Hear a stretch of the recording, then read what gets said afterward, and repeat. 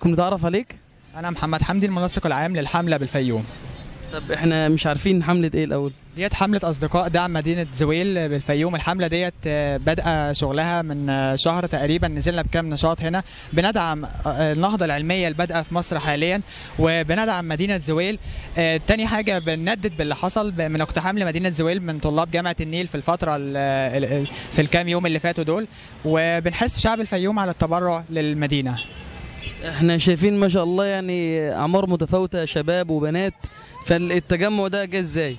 التجمع ده احنا بدأناه بالاول خالص، لقينا فيه حماس من الناس وناس متحمسه لان هي تكون موجوده وتدعم النهضه العلميه ديت، فبدأنا نعمل ندوه ونعمل دورات تثقيفيه للشباب، فالشباب استجاب للموضوع دوت، فبدأ الموضوع يزيد معانا وبدأنا نحشد عدد كبير معانا، فبدأت الناس كل مدى تتحمس اكتر للفكره وينزلوا معانا اكتر واكتر، ومن هنا بدأنا نكون النوايا اللي احنا نبدأ بيها المشروع بتاعنا، والحمد لله احنا دلوقتي ناجحين في ان احنا نقدر ننزل ونشتغل على الارض هنا في محافظه الفيوم. يعني دي أول طلعة تطلعوها للحملة؟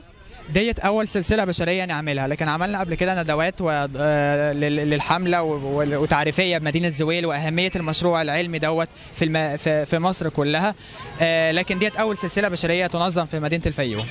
يعني نشاطكم مش متوقف على السلاسل بس، في ندوات تثقيفية وفي حاجات اجتماعات مؤتمرات.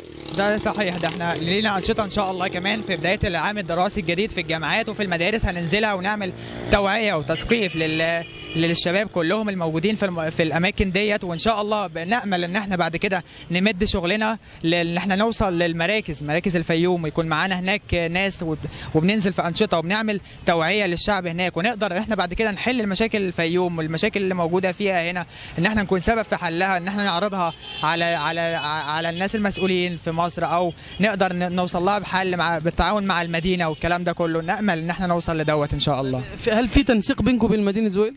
بالفعل، هو احنا اصدقاء مدينه زويل ديت رابطه على مستوى مصر كلها.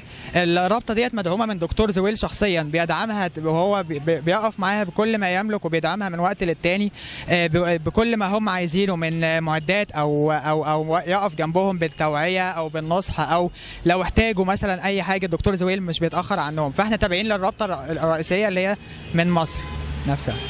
ربنا يوفقك يا فندم. عايزين نتعرف عليكم. جابر زين العابدين شوقي، احد اعضاء الحمله بالفيوم. وانت حضرتك؟ محمد كمال حسن غلاب، احد اعضاء الحمله في الفيوم. احنا عرفنا انتوا لسه في الثانوي صح؟ ان شاء الله. ثالثه ثانوي ان شاء الله. وانت؟ ان شاء الله ثالثه برضه. ثالثه. طيب انتوا ايه اللي دفعكم كده المجال ده، او يعني هل حب العلوم او التكنولوجيا هو اللي دفعكم ولا في دافع تاني؟ هو الحب العلوم والتكنولوجيا، وان يعني مصر مش هتنهض الا بالعلم، فنفسنا نعمل حاجه عشان مصر، فبنحاول ندعم مدينه زويل لان هي الحاجه دلوقتي الكويسه يعني ممكن تتقدم عشانها العلم.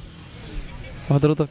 برضو نفس الهدف، يعني احنا كنا بندور على نقطه نبدا منها البحث العلمي والتكنولوجيا في البلد عندنا، فاحنا كطلاب في الثانويه العامه شفنا النقطه دي بدات من مدينه زويل، يعني مدينه زويل هي تبقى البدايه لينا او الطريق لينا ان مصر تبقى احسن ان شاء الله. طب يعني انت مثلا نفسك تدخل كليه ايه؟ انا ان شاء الله نفسي اخش كليه هندسه. وانت؟ انا ان شاء الله علوم جامعه زويل ان شاء الله. انت علم علوم؟ انت ناوي عليها من اول بقى؟ عليها من بدري يعني. استكمل الطريق يعني. ان شاء الله. طيب انتوا ازاي بقى دخلتوا الحمله دي وازاي اتعرفتوا عليها؟ من خلال النت ولا الفيس ولا من خلال اصحابك في المدرسه ولا ايه؟ لا، انا اتعرفت عليها من خلال فيسبوك. يعني قريت عنها اعلان على الفيسبوك وكده، ودخلت على الحمله وتواصلت مع اعضاء الحمله وكده ودخلت فيها. ولقيت اعضاء هنا في الفيوم فتواصلت معاهم؟ لقيت اعضاء هنا في الفيوم وتواصلت. طيب وانت؟ نفس الطريقه، انا جالي دعوه من واحد زميلي قال لي في حمله في الفيوم تستعمل في نقابه الزراعيين وكده، لو عايز تيجي معانا، فقلت له ماشي، واتفقنا ان احنا نروح، وتاني يوم رحنا فعلا، والحمله كانت لسه البدايات ليها، وكان في يعني مساعده كبيره جدا من الاعضاء الموجودين ان هم يحسسوك انك ليك اهميه وان كله شغال هدف واحد هو مدينه زويل. انتوا عارفين يا شباب ان الكلام ده ما كانش بيحصل قبل كده، يعني موضوع البحث العلمي والناس الشباب اللي عندهم عبقريه او عندهم اختراعات ما كانش حد بيتبناهم، فاحنا كنا وصلنا للنقطه دي ان الشباب لسه صغيرين زيكم كده يطلعوا وينبتوا مهتمين على دي، حاجه جميله جدا، فاحنا عايزينكم تفضلوا على نفس الفكر ده ما يتغيرش مهما تغيرت الظروف. ان شاء الله احنا هنفضل على الفكر ده يعني، لان احنا فعلا ملينا من نظام التعليم وملينا من نظام الجامعات والمدارس وكده، فنفسنا نغير، فدي بدايه يعني، وان شاء الله الجايات اكتر من الرايحات. وانت ان شاء الله؟ احنا ان شاء الله يعني نتمنى يعني ان كله يبقى زينا، احنا نتمنى ان دلوقتي من خلال القناه الطلاب ينزلوا يشاركونا اللحظه اللي احنا واقفين فيها دي. احنا دلوقتي بنحس ان احنا بنبني مصر، ودلوقتي كل حاجه متاحه دلوقتي وحريات موجوده، فيعني ليه ما نبنيش مصر يعني، وفرصه قدامنا موجوده، والفرصه ساعات ما بتجيش الا مره واحده. ربنا يوفقكم.